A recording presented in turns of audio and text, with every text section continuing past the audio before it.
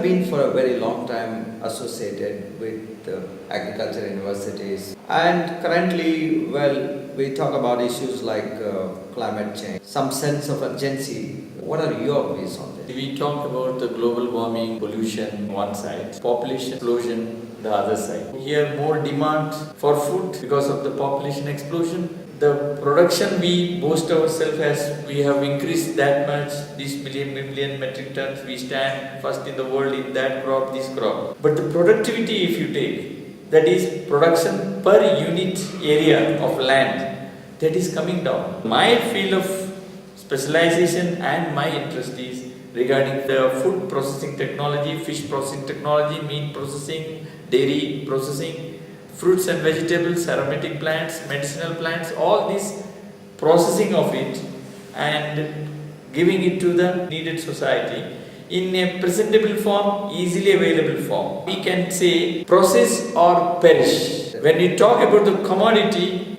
if you don't process, it will perish. Talk about the producer, including me. Don't process, we will also perish. What do you think are the underlying reasons why the productivity is so low? Initial stage of our 5-year plan, government has taken very strong steps on increasing the agricultural activities. Various irrigation projects have come up, green revolution. The main emphasis was given for the hybrid varieties of the food item. It invented lot of chemicals in the soil. By that again, these hybrids are more susceptible to the insect attack and pests and diseases. There again it invited more of chemicals to control that. Very strong chemicals, poisons.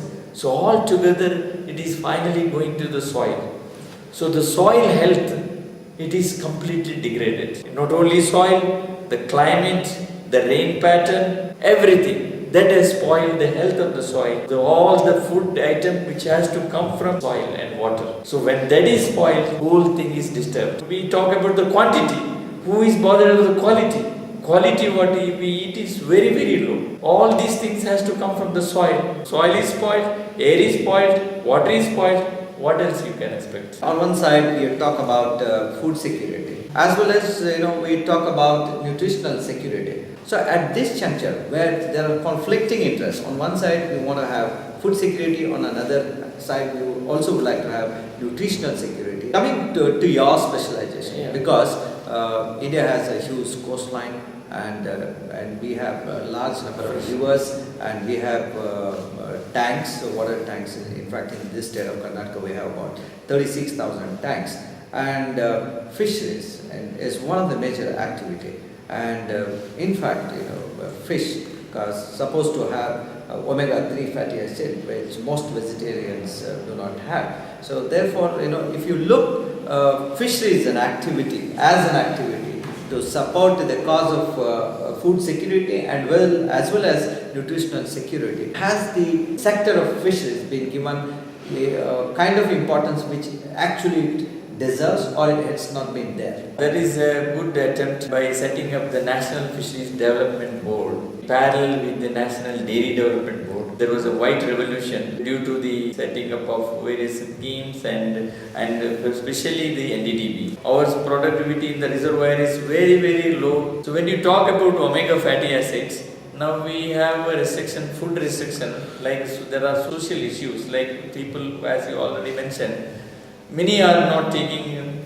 non-fish. Though they are willing to take omega fatty acid content in the fish, though they want to take fish, color and the smell of the fish, people are going away from it. For that we are now thinking of extracting omega fatty acids, separating the omega-3 and omega-6 fatty acids, offering it in capsules. That is one thing. And also in the form of powder, using the spray drying technology or micro encapsulation technology. We are also planning to have a powder which is having all omega-3 and omega-6 fatty acids with no color of fish, no flavor of the fish, easily mixed with any of the food items like chapati, and we can use with the milk or any other drinks. Another aim is with the incorporation, that is what we call as fortification of any fruit juices with omega fatty acids. People, if they are specifically only vegetarian, we have solution for that also. We have found in flax seeds containing very good omega fatty acids. Some of the leaves, we will extract the fatty acids and we will fortify this juice. Like we can brand it as mega fruit juice. We have very good freshwater resources. We are second in the world in freshwater resources. There is a lot of scope for freshwater fish culture. That is why NFTB is now aiming at it. The main problem they identified is the survival rate.